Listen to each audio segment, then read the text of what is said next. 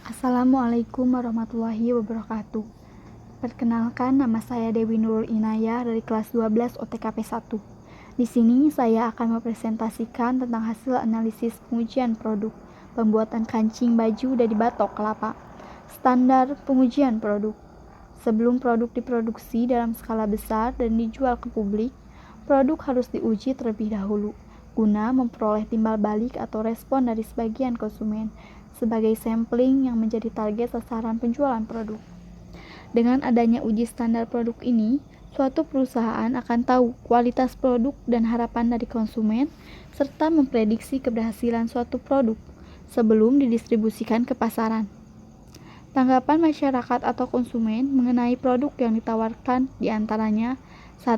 Harga yang ditawarkan, 2. Fitur dan manfaat yang diperoleh, 3. Hemat dan praktis dalam penggunaannya, 4. Bersifat mobile atau fleksibel, 5. Mutu dan kualitas bahan yang didapat, 6. Kepuasan saat menggunakan produk tersebut, dan 7. Cara mendapatkan dan pemeliharaannya. Dari ketujuh aspek tersebut, pengusaha atau produsen akan mengetahui penilaian masyarakat tentang produk yang dibuatnya. Apakah produk tersebut sudah sesuai dengan keinginan masyarakat atau belum?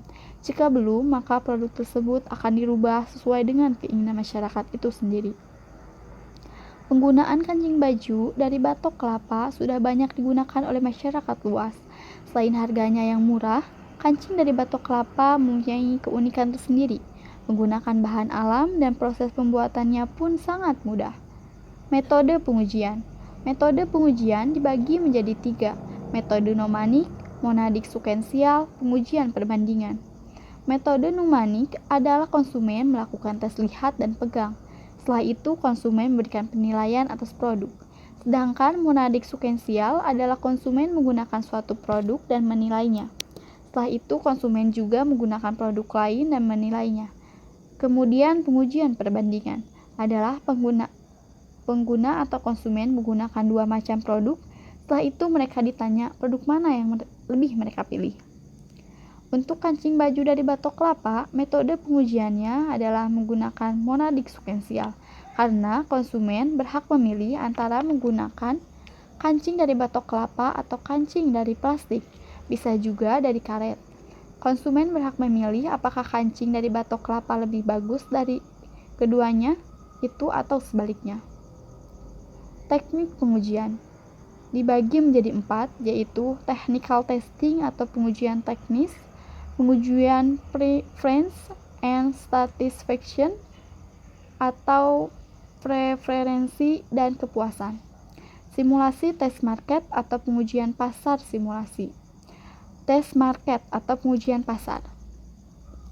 Untuk teknik pengujian kancing baju dari batok kelapa biasanya menggunakan tes market atau pengujian pasar, karena perusahaan biasanya melakukan riset terlebih dahulu di pasar-pasar, kota-kota, dan lainnya. Hasil-hasil dari penilaian konsumen biasanya dijadikan sebuah penilaian produk tersebut. Apakah lebih dikembangkan atau cukup sampai di situ saja? Hasil pengujian dari produk aksesoris kancing dari batok kelapa sangat bagus, selain kuat dan dibuatnya pun dari bahan alam yaitu batok kelapa, tidak membutuhkan bahan lebih, hanya batok kelapa saja. Kancing dari batok kelapa mempunyai keunikan tersendiri dan harganya terbilang murah dan juga lebih awet dibandingkan dengan kancing plastik buatan pabrik.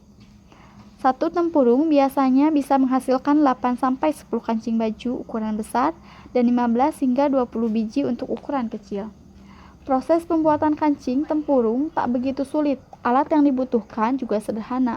Mulanya tempurung dicetak dalam bentuk bulatan kecil. Setelah itu serat-serat kelapa yang ada di tempurung dibersihkan.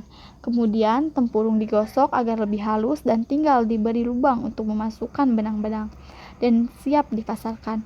Dalam pembuatan kancing baju dari batok kelapa ada alat bahan serta bahan pendukung yang dibutuhkan. Alat yang dibutuhkan antara lain spidol, bor, alat ukiran, hamplas, grinder, dan pisau. Untuk bahan menggunakan batok kelapa dan untuk bahan pendukung menggunakan cat vernis. Sekian pemaparan dari saya, mohon maaf apabila ada kesalahan. Wassalamualaikum warahmatullahi wabarakatuh.